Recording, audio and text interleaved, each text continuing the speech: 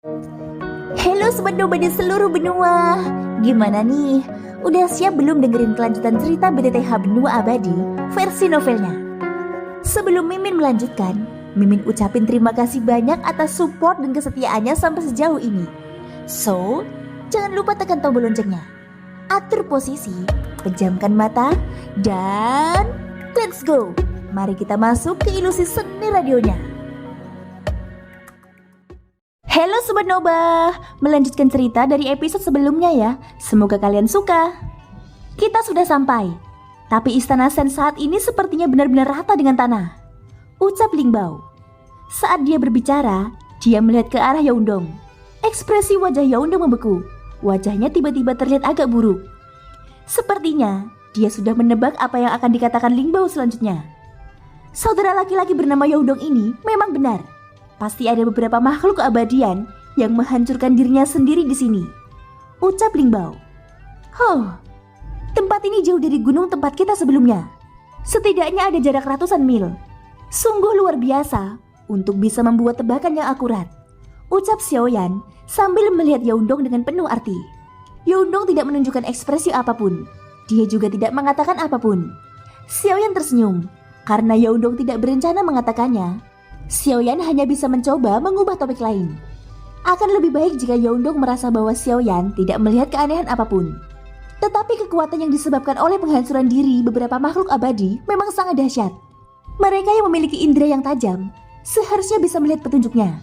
Jadi tidak mengherankan, ucap Xiaoyan. Setelah menunggu untuk waktu yang lama, Istana Sen yang berubah menjadi reruntuhan akhirnya mulai terbentuk kembali.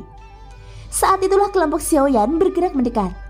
Namun setelah kelompok Xiaoyan mendekat, mereka melihat sebuah lingkaran cahaya yang di dalamnya terdapat lubang besar. Dan lingkaran cahaya ini adalah kabut beracun. Kabut beracun itu sangat kuat. Tampaknya semua kabut beracun yang semula menyelimuti pegunungan telah berkumpul di sini.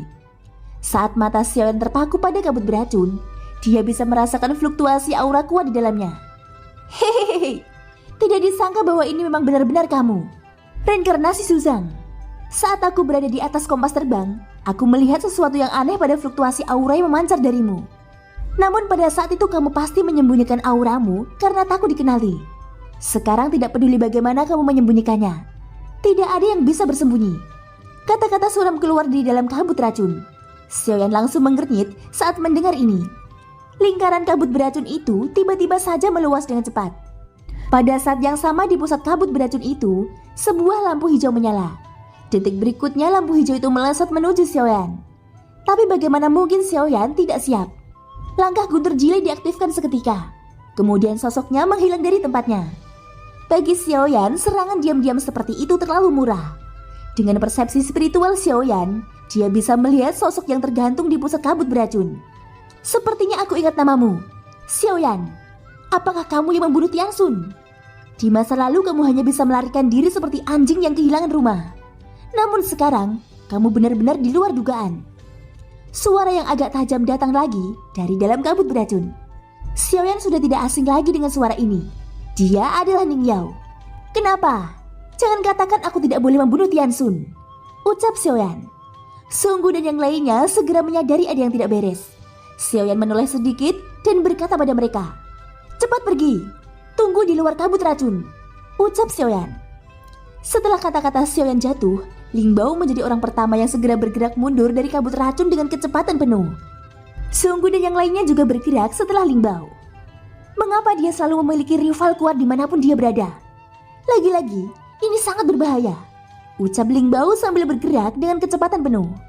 Meskipun orang di dalam kabut beracun tidak bisa dilihat dengan jelas, namun dari aura samar yang dipancarkannya, tidak sulit menebak bahwa orang itu adalah keabadian dewa.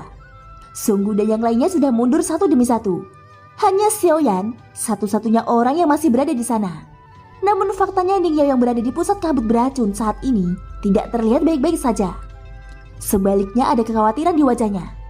Itu karena sampai sekarang dia masih belum benar-benar menembus keabadian dewa. Tubuh fisikku sudah terbentuk sempurna. Tapi kenapa aku tidak bisa menyentuh keabadian dewa? Ucap Ning Yao. Aku hanya berjanji akan melepaskan belenggu untukmu, ucap roh dunia iblis kuno. Suaranya terdengar di benak Ning Yao. Ning Yao mengerutkan keningnya saat mendengar ini. Semua otot di tubuhnya tiba-tiba menegang. Apakah ini tidak bercanda? Pada saat yang sama Ning Yao mengangkat kepalanya. Dia sepertinya merasakan ada aura yang datang menuju tempatnya berada. Lalu bagaimana aku bisa menerobos keabadian dewa? Tanya Ning Yao tiba-tiba menjadi sedikit cemas. Situasinya sangat mendesak. Dia tahu bahwa sosok yang sedang berjalan mendekat tak lain adalah Xiaoyan. Berikan esensi jiwamu. Ketika dunia iblis kuno berada dalam masalah, kamu harus bertarung tanpa syarat. Namun jika kamu berani mundur, aku memiliki hak untuk merenggut nyawamu. Apakah kamu bersedia? Ucap roh dunia iblis kuno. Wajah Ning Yao lebih suram saat mendengar ini. Sekarang tubuh fisiknya telah pulih sepenuhnya. Tubuh yang dibentuk kembali memiliki kilau usam. Setiap inci kulitnya sepertinya mengandung racun. Apakah ada pilihan lain? Tanya Ning Yao. Namun pertanyaannya tidak mendapat jawaban dari roh dunia iblis kuno. Artinya dia tidak punya pilihan. Putra sensi lainnya sedang mendekatimu. Aku akan menunggumu selama 3 nafas. Jika kamu tidak segera mengambil keputusan, aku tidak akan membantumu lagi. Ucap roh dunia iblis kuno. Sepertinya dia menyadari keraguan Ning Yao. Ning Yao menggertakkan giginya. Dengan kematian Tianxun, itu sudah menjadi bukti bahwa Xiaoyan memiliki metode mengatasi jantung biru abadinya. Sekarang dia pasti menjadi target berikutnya. Jika Ning Yao ingin hidup, menerobos keabadian dewa adalah satu-satunya jalan keluar. Baik, aku akan berjanji kepadamu, ucap Ning Yao. Kelima jarinya terkepal erat. Dia tidak punya pilihan selain menyetujui permintaan roh dunia iblis kuno. Dalam hal ini dia tidak dapat mengontrol apakah dia dapat kembali ke sensi atau tidak. Kelangsungan hidup adalah hal yang paling penting saat ini. Ning Yao tidak ingin mati di sini. Dia harus menjadi keabadian dewa yang kuat dan abadi. Saat Ning Yao selesai berbicara, kekuatan keabadian di sekitarnya muncul begitu saja. Itu bergegas ke arahnya dengan gila-gilaan. Kulit di tubuhnya bersinar dengan cahaya hijau samar. Hahaha, inilah kekuatan keabadian dewa.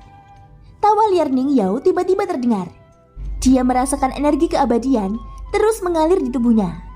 Setelah mencapai puncaknya, tubuh Ning Yao meletus dengan aura yang sangat kuat. Angin kencang menyapu sekitarnya. Hahaha, akhirnya, setelah sekian lama, akhirnya aku menjadi keabadian dewa lagi.